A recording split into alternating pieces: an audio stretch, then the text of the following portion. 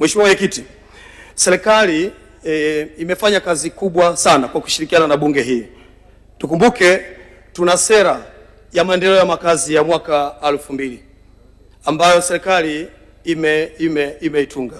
Lakini pia tuna sera ya ardhi ya mwaka 95 ya toleo la mwaka 2023.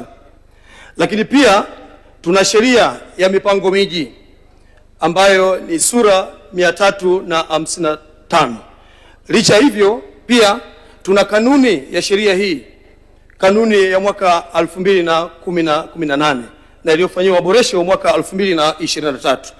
Yote haya yamefanyika kwa sababu wanataka kusimamia sekta ya ardhi, hususan kwenye kupanga, lakini kumilikisha na hata kusimamia matumizi yake. Mheshimiwa Mwenyekiti, uwepo wa sheria hizi na sera hizi na kanuni ndiyo msingi mkubwa. Hapo tunachotakiwa ni kutoa tu angalizo kwa watu wote wanayependa kutumia maeneo ya wazi bila kufuata utaratibu. Maelekezo ya waziri wa ardhi yako wazi. Tutakwenda kubomoa kuanzia hatua ya kupanga kuleta matofali yako, tukikuta kwenye msingi, tukikuta umejenga bila kujali gharama uliyotumia, tutaenda kubomoa na kukuelekeza ufuate sheria zinazotakiwa. Mheshimiwa Mwenyekiti, naomba kuwasilisha.